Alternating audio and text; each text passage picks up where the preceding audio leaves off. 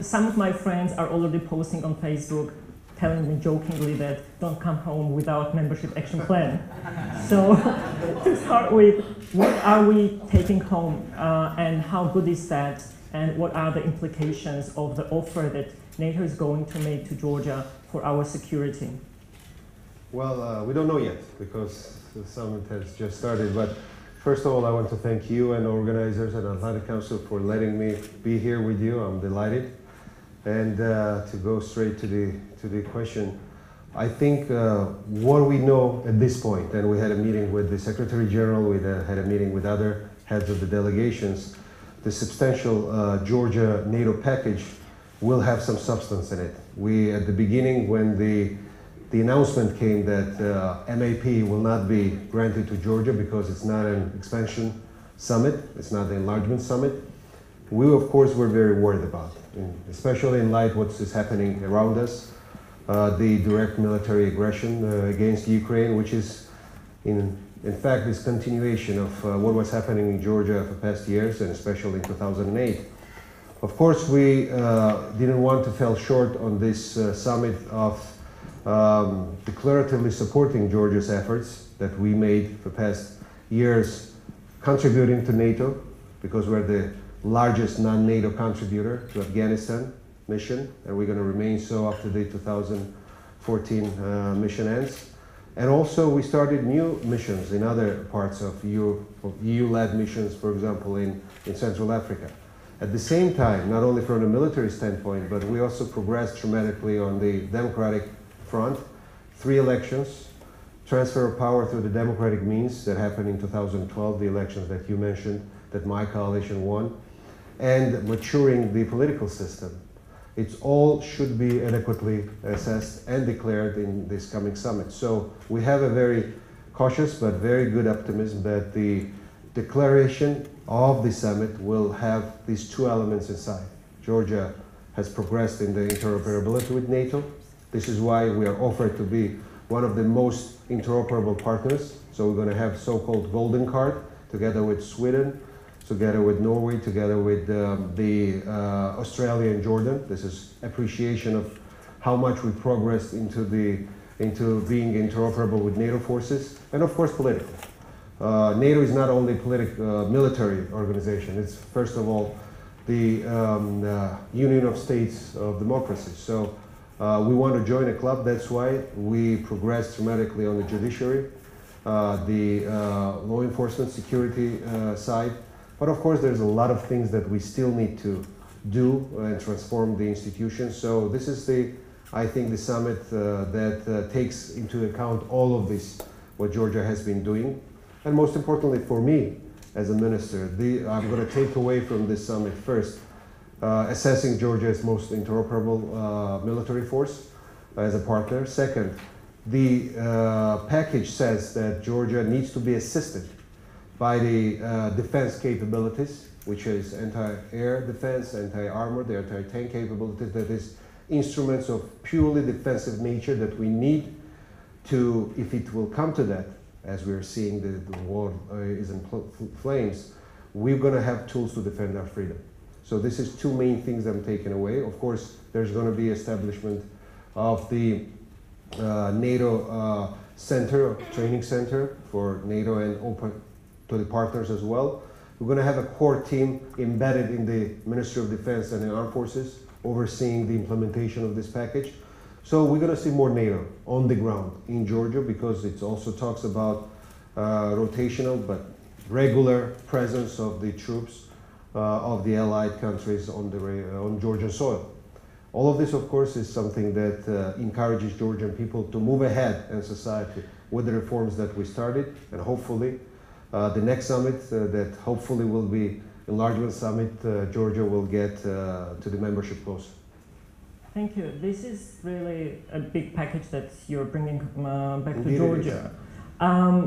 I would just open floor for the questions. We have around 15 minutes, so we'll take a couple of questions first, then Minister will answer, and then we'll move forward.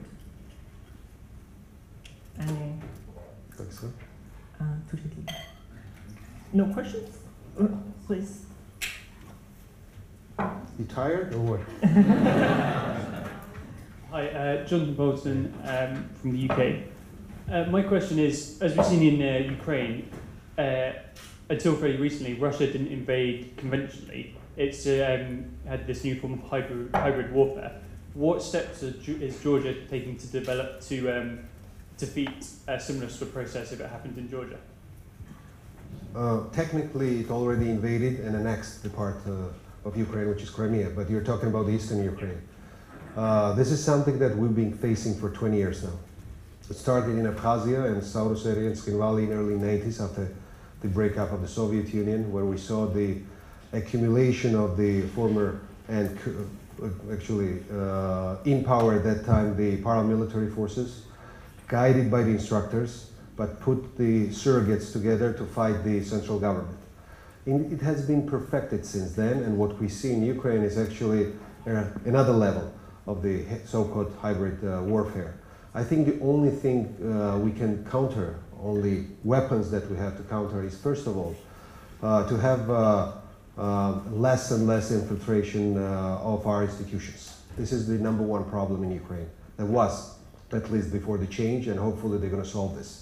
The institutions, specifically security and defense institutions, were infiltrated by the Russian-influenced people and cadre. The second, of course, is right handling of the intelligence apparatus, because the early warning that you need to have is not going to be available from you, from the partners, if they're not reliable, if you are not reliable in that sense. So this is the two fields they need to have the improvement. The third and probably major one is the motivation. Motivation of the armed forces, motivation of society to fight for their own country. And this means that you have to have the strong ideology and identity conscious. I think that what happened is very tragic, of course, what's happening in Ukraine, but it helped them to get their self-identity. And I think Ukrainians are moving forward now to put together. It's tough, but eventually it will happen. The armed forces, security forces that will be able to defend their country. Now, it cannot be done only by Ukrainians. This is why Georgia probably and Poland, I had a meeting with the Polish counterpart just minutes ago. We take it very painfully what's happening there, because we went through it and we know how hard it is to have such a warfare with Russian Federation. So we're transferring all the experience that we gained. I commissioned the lessons learned from 2008 war, and the results were already passed through the Ukrainians. But we're going to also help them how to build the institution of defense, which is going to be transparent, which is going to be really under the civilian and political control of the government, which we already successfully made, and NATO said that we can export this kind of institutional knowledge to other countries like Ukraine. And of course, then it comes to NATO. It's not about the preparedness of Georgia, per se, at this point. Everybody agrees that technically Georgia qualifies. Interoperability is their contribution, is their political system is mature, except we have, of course, the occupied territories, which can be dealt if political will be there, because Germany was taken into alliance while the Soviet occupation was happening in the eastern part of Germany. So there is a ways how to deal with this, but we need to have the political will of the West. And here comes, I think, the main challenge, because the threat perception is very different in Washington, in Brussels, in Berlin, and in Georgia, or in other Eastern European countries. So we have to narrow this gap, and this is where it's going. I feel it because through the dialogue that we have today with the leaders, I mean, everybody understands now that at this point at least, to put Russia in a basket of the partners, it's not realistic. So this is why you see what is happening now between allies. They're putting together the response force. Georgia will be part of NATO response force from 2015. More assets, defensive assets in the eastern part of the Euro-Atlantic community, and more training and more presence of NATO in political, security, and other fields in the partners which are aspiring to become the members. So this is the way to go, I think. Another question? Over there. No, second row, yes. Thank you very much.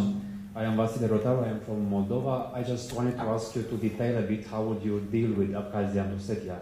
Would you just not apply Article 5 to these regions, or do you have any other solutions? If you could detail.